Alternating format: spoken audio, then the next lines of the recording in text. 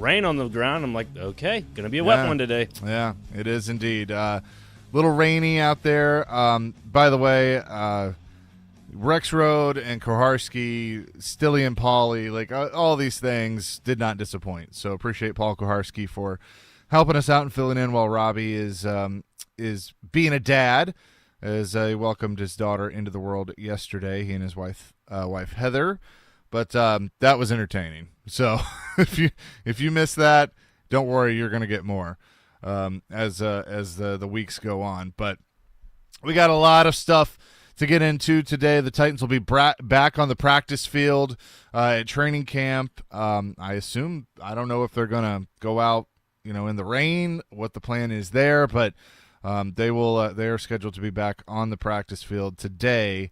And we'll, I guess the thing that I'm the most curious about is Christian Fulton. Is he good? Now, he didn't leave practice. He came up with a little bit of a limp, and then it got back in the play. But after taking a day off, is whatever it was barking at him a little bit. We'll find that out and continue with different storylines from training camp. But as we always do, Nick, let's get to the pulse. Bringing you Nashville's most trending topic. You can make some noise for that. It's the Pulse. The band. Now with Jason McCabe. Well, we usually don't do this, but I have a feeling a lot of people are talking about this more because of this reason. And we're starting with soccer. MLS. Lionel Messi making an impact as he scored twice for Inter Miami in their Leagues Cup win last night. So what is that, Nick? That's 3 goals so far? I believe that is 5. 5 goals already? Oh, wow. Okay. Yes, so and that's just in Leagues Cup play, not even MLS. Right, so he doesn't even have any technically in MLS as of yet. They're all in Leagues Cup. But I'm telling you, I'm paying attention. I think a lot of people are paying attention because of the star power that Messi brings, and this is going to be huge for the MLS. They've never had this before. I mean, I know that Beckham, played in the MLS, and Donovan, and they had some stars, but you're getting a guy that, and Nick, correct me if I'm wrong, that still seems like he's somewhat in his prime. So you're getting a trend-setting talent coming over to your league, and I think that's huge for MLS as a whole. Yeah, it's kind of putting him in a different category. I'm going to say it this way. He's in a different stage of his prime. Let's put it that way. Because in Europe, that's a good way to put it. In Europe, I wouldn't say he's in a European prime, but for North America, he's in the North American prime. Just because he makes the level of play so much better around players that are playing with him. There's a guy last night that ended up getting another assist. I think there's 4 or 5 assists for, I believe his last name is Brady. I have to look at his full name, but goodness gracious, that's like 4 or 5 assists. And then whatever Messi does, it's only going to elevate the price tag for every other player around him. So it's the Messi effect. Yeah, and that's exactly what it is. And I look at the team here with Nashville SC, and they play Inter Miami. But what does it do for other teams? Like, if you have stars around the world that are looking at Messi, do they start thinking, oh, okay, maybe I want to give that a shot sooner than I would? Because, MLS, like we've talked about, they get stars on the back end of their career. I hope it – I'm saying this all in a positive way. I hope it's good for the league. And, obviously I would love to see Nashville SC affected in a positive way too. So Messi scores twice last night. Here is ESPN reporter Marcel Louis Jacques. He covers Miami sports for ESPN on Messi's performance. I don't know if a group of fans has ever gotten better value for their money than what Inter Miami fans have gotten from Lionel Messi these past 3 games. 5 goals in 3 matches. It's almost unheard of for a team that was one of the lowest scoring teams in the MLS. Both of them tonight on beautiful one-touch volleys courtesy of Robert Taylor and Joseph Martinez. But it wasn't all fun and games for Messi tonight.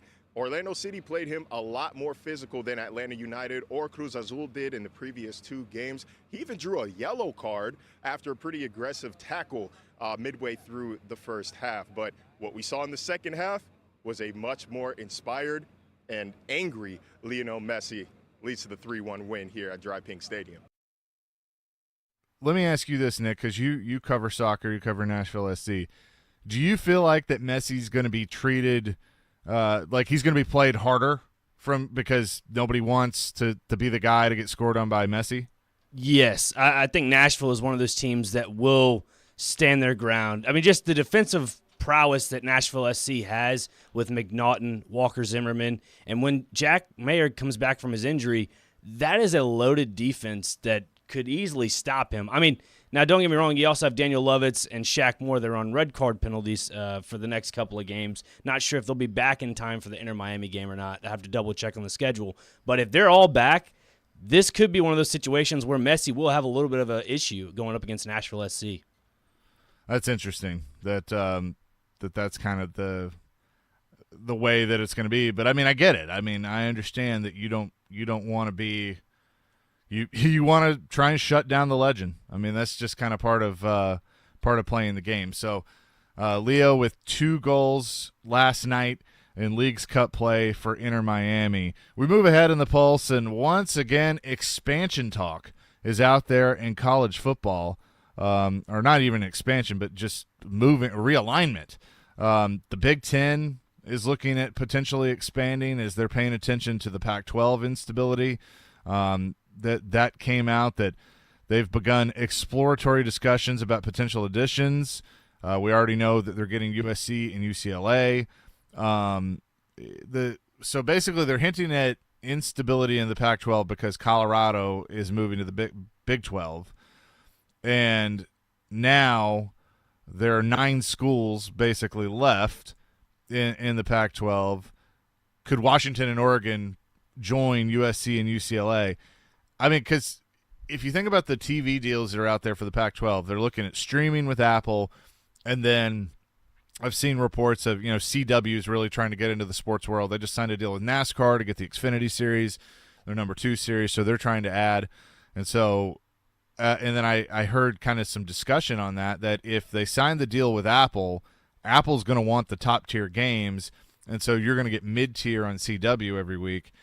How is that really a good deal for CW? So that's out there. Florida State is out there that they could be looking at exiting the ACC due to revenue distribution. And we're going to talk more about this later, and Trey Wallace is going to join us to talk Vols, but I'm going to ask him about this from Outkick because I feel like the ACC has just kind of been like, watching all this happen.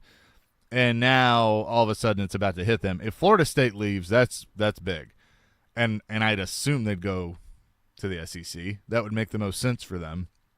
Paul Feinbaum, ESPN SEC Network, gave his thoughts on what's next for realignment and expansion. Keep your eye on the ACC because there are some unhappy campers there, namely Clemson and Florida State, 2 schools that have won a national championship in the last 10 years. In fact, Clemson has won 2. If they could get out today, they would.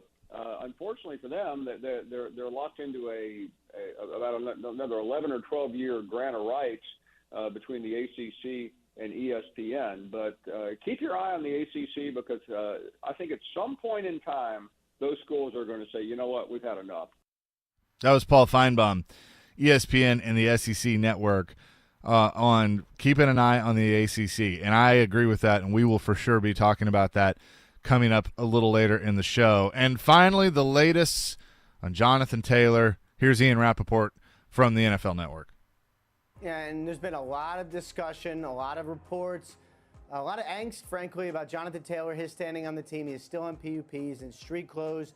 He is not practicing. And then, of course, they had a hit to their depth at the running back room with Zach Moss's injury. Remains to be seen where it goes from here. And I would expect, probably fewer headlines going forward than we've seen over the last couple of days. This will settle in. We will see if teams call the Colts, and I would expect a couple teams at least to call the Colts.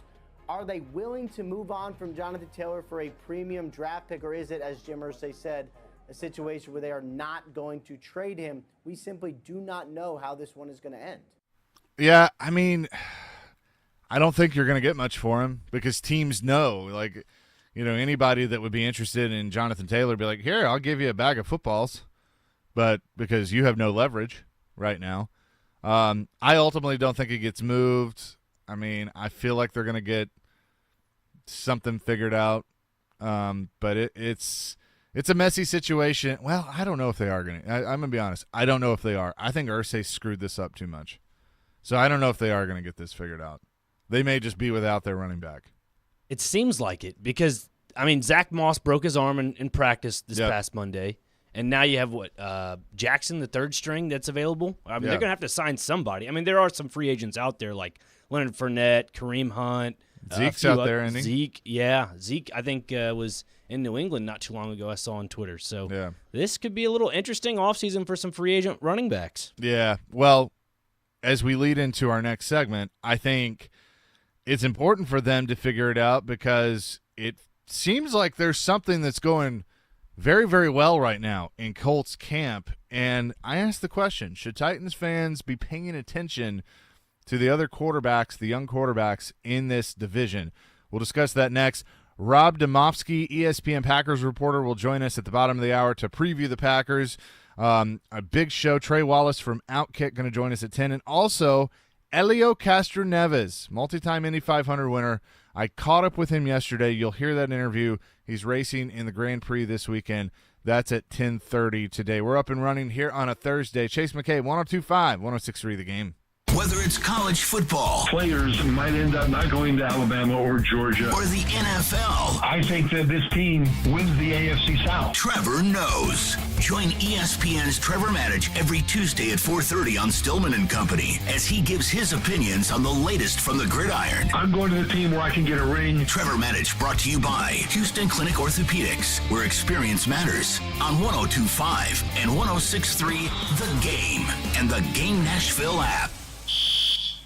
Attention all fire and safety line experts. Middle Tennessee's fastest growing fire protection company is looking for experienced service technicians, designers, and sprinkler system experts like you. Tired of working for a large corporate employer? Work for a company where you're more than just a number. Jarrett Fire Protection is owned and operated by Nashville natives and wants to invite you to grow with their amazing team. Hi, I'm Jason Jarrett, owner of Jarrett Companies. I'm looking to hire experienced sprinkler experts and will offer a sign-on bonus of up to $5,000 for certified professionals. In addition to our great benefits that include a 401k match, PTO, and top pay with annual bonuses, we will also provide you with the top-of-the-line tools, trucks, and equipment that you need to grow your career. Our customer base is large and business is booming with many opportunities for advancement. Give us a call or go online to jarrettfire.com and apply today to become a member of our family and protect our community. That's JARRETT fire.com.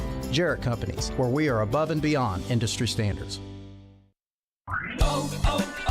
O'Reilly. Protect your engine with Syntec Full Synthetic Motor Oil at O'Reilly Auto Parts. Syntec is designed for today's engines to dissipate heat and reduce friction and wear.